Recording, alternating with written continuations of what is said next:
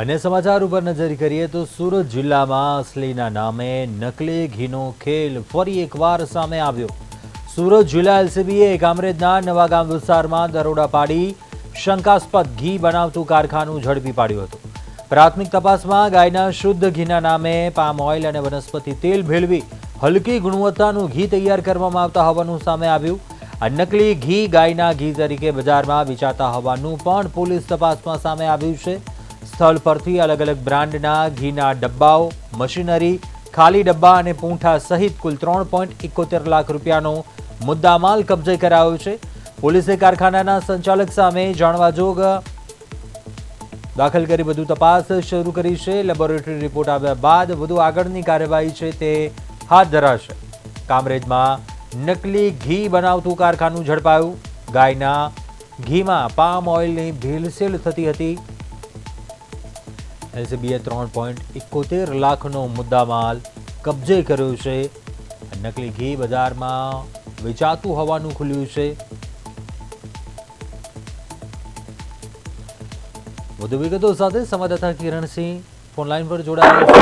કિરણ, એલસીબીએ મોટી કાર્યવાહી કરી છે, નકલી ઘી બનાવતી આ ફેક્ટરી ઝડપી પાડી છે, શું વિગતો?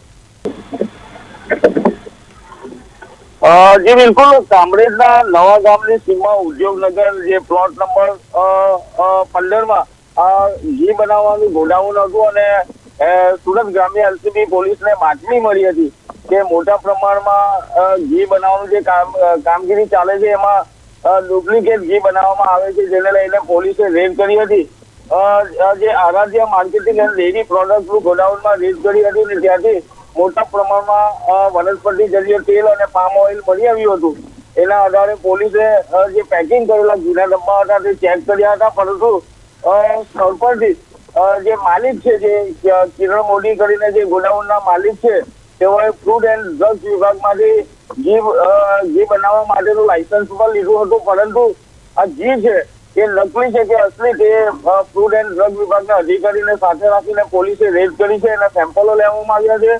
3 લાખથી વધુનો મુદ્દામાલ કબજે કરવામાં આવ્યો છે અને હાલ આ સેમ્પલ ફૂડ એન્ડ ડ્રગ વિભાગ દ્વારા લેવામાં આવ્યું છે અને ખાસ તો થોડા દિવસમાં એનો રિપોર્ટ આવી જશે એટલે ખબર પડી જશે કે આ પેકિંગમાં જે ઘી છે તે શુદ્ધ ઘી છે કે નકલી ઘી છે, જો કે હાલ તો પોલીસ કાર્યવાહી કરી રહી છે। જી ચોક્કસથી કિરણસિંહ, તપાસ કરતા કેટલા સમયથી આ નકલી ઘી અહીં બનતું હતું સ્થળ ઉપર, તે મામલે પણ શું કોઈ વિગતો?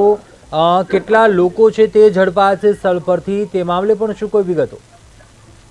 જી બિલકુલ, ખાસ કરીને જે રીતે પોલીસે ગોડાઉન પર જ્યારે રેડ કરી છે ત્યારે ગોડાઉનમાં કામ કરનારા કર્મચારી અને એના માલિક છે તેને પોલીસે પૂછપરછ પણ કરી છે અને ખાસ કરીને સુરત જિલ્લામાંથી આવો નકલી ઘી પકડાવવાનો આ પહેલો કિસ્સો નથી, પણ અનેક વાર નકલી ઘી પકડાયું છે। નકલીની બોલબાલા છે અને અવારનવાર સુરત જિલ્લાના અલગ અલગ વિસ્તારોમાંથી ભેળસેળયુક્ત ઘી પકડાતું હોય છે। ત્યારે હાલમાં જે રીતે એલસીબી પોલીસે જે ઘી પકડ્યું તે શુદ્ધ ઘી છે કે પછી ભેળસેળવાળું, એ સેમ્પલનો રિપોર્ટ આવે એટલે ખબર પડી જશે, પરંતુ એક વાત ચોક્કસ છે કે સુરત ગ્રામ્ય વિસ્તારમાં નકલીની બોલબાલા છે। જી ચોક્કસથી કિરણસિંહ, આભાર વિગતો જણાવવા બદલ। ભેળસેળિયા ઘીના કારોબારનો પર્દાફાશ થયો। તે દરમિયાન બાતમી મળેલ કે કામરેજ તાલુકાના નવાગામની સીમમાં આવેલ ઉદ્યોગનગર ખાતે Aaradhya marketing and dairy product ખાતે શંકાસ્પદ ઘીની બનાવટ કરવામાં આવે છે। જે બાતમી આધારે સદર જગ્યા પર તપાસ કરતા મોટી માત્રામાં પામ ઓઇલ તથા વનસ્પતિ તેલનો જથ્થો મિશ્રણ કરી અને શંકાસ્પદ ઘીનો જથ્થો બનાવવા મળી આવેલ।